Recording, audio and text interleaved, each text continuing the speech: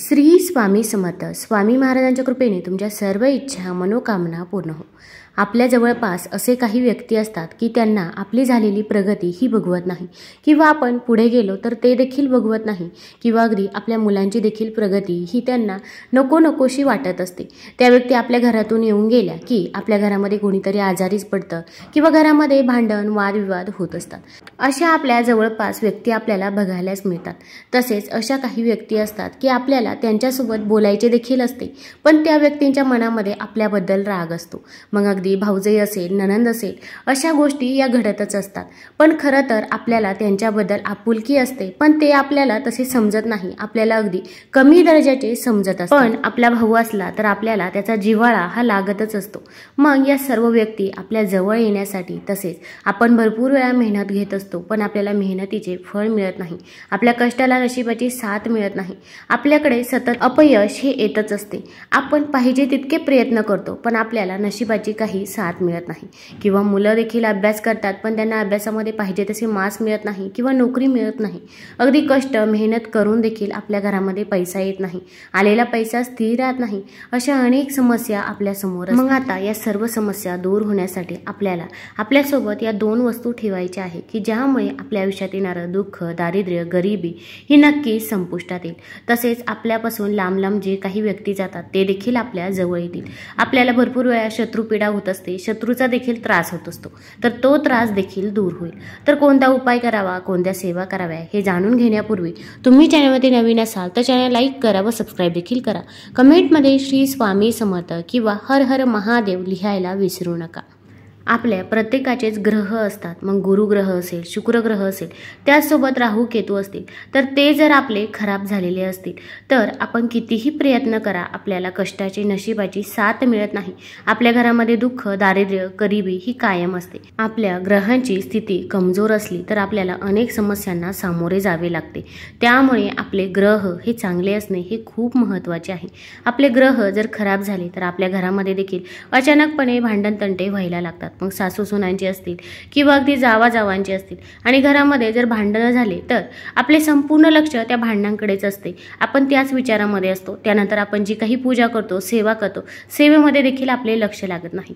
किंवा अगदी शेजारी आपले अचानकपणे भांडायला लागतात, त्यांच्या मनात आपल्याबद्दल ईर्ष्या निर्माण होते. तर या सर्व समस्या दूर होण्यासाठी आपले ग्रह चांगले असणे हे देखील खूप महत्त्वाचं आहे. अगदी आपल्या लहान मुलांचे असतील किंवा मोठ्या व्यक्तींचे असतील, सर्व व्यक्तींचे ग्रह घरामध्ये चांगले पाहिजे. तर आता आपल्याला यासाठी एक उपाय करायचा आहे. आता हा उपाय आपण कोणत्याही शुक्रवारी केला तरी पण चालेल. तसेच हा उपाय करत असताना सूतक असेल किंवा मासिक धर्म असेल तर अशा काळामध्ये आपल्याला हा उपाय ही सेवा करता येणार नाही, याची आपल्याला काळजी घ्यायची आहे.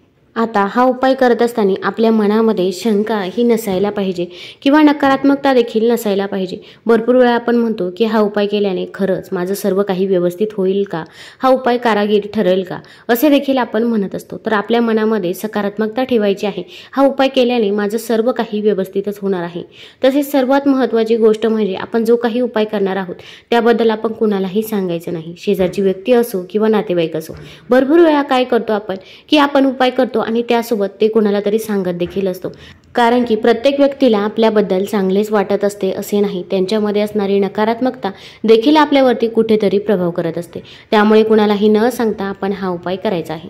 आता हा उपाय करण्यासाठी आपल्याला एक मातीचं सुगड घ्यायचं आहे. आता प्रत्येकाच्याच घरामध्ये मातीचं सुगड असेल, ते अगोदरचं असेल तर ते घेतलं तरी पण चालेल, किंवा अगदी तुम्ही नवीन सुगड देखील बाजारातून खरेदी करू शकता. आता घरात आणल्यानंतर ते सुगड प्रथम स्वच्छ पुसून घ्यायचं आहे. तसेच अगदी काळं पडलेलं सुगड असेल किंवा खराब झालेलं असेल, तुटलेलं असेल तर असं सुगड आपण चुकूनही घ्यायचं नाही.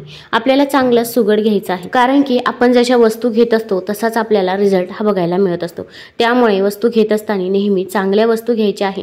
खंडित झालेल्या वस्तू चुकूनही घ्यायच्या नाही. आता हा उपाय करण्या अगोदर आपण देवघरामध्ये एक दिवा प्रज्वलित करायचा आहे. तुळशीजवळ देखील एक दिवा प्रज्वलित करायचा आहे. कारण की जेव्हा एखाद्या प्रसन्नमय मंगलमय वातावरणामध्ये आपण एखादा उपाय करत असतो तर त्या उपायाचा रिझल्ट आपल्याला नक्कीच बघायला मिळत असतो. त्यासोबत आपण हा उपाय करण्याच्या अगोदर घरामध्ये गोमूत्र शिंपडायचं आहे, किंवा थोडंसं पाणी घ्यायचं आहे, त्यामध्ये हळद टाकायची आहे आणि असं पाणी आपण घरामध्ये शिंपडायचं आहे. यामुळे आपल्या घरामध्ये जी काही नकारात्मकता आहे तर ती नकारात्मकता दूर होते आणि यानंतर केलेला उपाय आपला फलदायी ठरत असतो. आता भरपूर वेळा आपण घरामध्ये मांसाहार करत असतो किंवा नकारात्मक देखील बोलत असतो, तर हीच नकारात्मकता दूर होण्यासाठी घरामध्ये अगोदर गोमूत्र शिंपडावं आणि त्याच्यानंतर आपण हा उपाय करायचा आहे। तर आता या उपायासाठी आपल्याला थोडीशी पिवळी मोहरी देखील घ्यायची आहे। आता जिथे पूजेचं साहित्य मिळतं तिथे तुम्हाला पिवळी मोहरी ही सहज मिळून जाईल। आता ही पिवळी मोहरी आपण आपल्या उजव्या हातामध्ये घ्यायची आहे आणि आपल्या घरातील सर्व व्यक्तींवरून ही पिवळी मोहरी 7 वेळा उतरवायची आहे। मग घरातील अगदी आई वडील असो, आजी आजोबा असो, सासू सासरे असो किंवा तुमची मुलं असो, सर्वांवरून ही पिवळी मोहरी 7 वेळा उतरवायची आहे। अगदी आपल्या स्वतःवरून देखील ही पिवळी मोहरी 7 वेळा उतरवायची आहे। उतरून झाल्यानंतर आपण ही पिवळी मोहरी त्या सुगडमध्ये टाकायची आहे। आता यानंतर आपल्याला 1 रुपयाचं नाणं घ्यायचं आहे किंवा अगदी 5 रुपयाचं 2 रुपयाचं नाणं घेतलं तरी पण चालेल। जे काही नाणं घेणार आहोत तर त्या नाण्यावरती सर्वात प्रथम आपण हळदी कुंकू अर्पण करायचं आहे, थोड्याशा अखंड अक्षता अर्पण करायचे आहे आणि हे नाणं देखील आपण त्या पिवळ्या मोहरीवरती ठेवायचं आहे। तसेच आता आपल्याला थोडेसे अखंड तांदूळ घ्यायचे आहे। तांदूळ हे कुठेही तुटलेले फुटलेले नसावे याची आपल्याला काळजी घ्यायची आहे। अख्खे सगळं तांदूळ घ्यायचे आहे आणि हे तांदूळ आपल्याला त्या नाण्यावरती ठेवायचे आहे।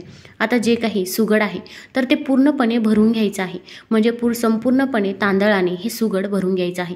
त्यामध्ये आपण 3 वस्तू टाकलेल्या आहे। खाली पिवळी मोहरी आहे, त्यावरती 1 रुपयाचं किंवा 5 रुपयाचं नाणं आहे आणि त्यावरती आपण अखंड तांदूळ ठेवलेले आहे। आता हे ठेवल्यामुळे काय होईल तर आपले जे काही ग्रह आहे तर ते ग्रह बलवान होण्यास मदत होईल। तसेच आपल्या घराला कोणतीही नजरबाधा ही लागणार नाही किंवा शत्रुपीडेचा त्रास होणार नाही। त्याचसोबत ही कुबेराची पोटली देखील म्हणून संबोधली जाते। यामुळे आपल्या घरामध्ये पैसा देखील येईल। आलेला पैसा हा स्थिर राहील। पैशांच्या ज्या काही समस्या आहे तर त्या देखील दूर होण्यास मदत होईल। तसेच यामध्ये आपण पिवळी मोहरी देखील टाकलेली आहे। यामुळे कोणीही आपल्यावरती तांत्रिक क्रिया देखील करू शकत नाही किंवा कोणत्याही नजरबाधेचा शत्रुपेढेचा त्रास देखील होणार नाही। आता ही जे काही सुगड आहे तर ते सुगड आपल्याला एखाद्या लाल रंगाच्या कपड्याने बांधायचं आहे। लाल रंगाचा कपडा हा नवीन घ्यायचा आहे। त्याच लाल रंगाच्या कपड्याने आपण हे सुगड बांधून ठेवायचं आहे आणि यानंतर आता हे सुगड आपण देवघरामध्ये ठेवायचं आहे। पण त्या अगोदर आपल्याला काही सेवा देखील करायची आहे। भरपूर वेळा आपण फक्त उपाय करतो, पण त्यासोबत जर आपण काही सेवा केल्या नाही तर आपल्याला त्याचा काही एक रिझल्ट बघायला मिळत नाही। तर आपण सेवा करणे देखील तितकेच गरजेचे आहे। तर आपण 1 वेळा हनुमान चालीसा म्हणायचा आहे। म्हणणे शक्य होत नसेल तर मोबाईलवरती लावून द्या, श्रवण केलं तरी पण चालेल। त्याचसोबत आपल्याला कुबेर मंत्र देखील म्हणायचा आहे। ओम यक्षाय कुबेराय वैश्रवणाय धनधान्य धीपतये धनधान्य समृद्धी मे देही दापय स्वाहा। हा मंत्र आपण 108 वेळा म्हणायचा आहे। म्हणणे शक्य होत नसेल तर मोबाईलवरती लावून दिलं तरी पण चालेल। त्याचसोबत आपल्याला 1 वेळा महालक्ष्मी अष्टकम देखील म्हणायचं आहे।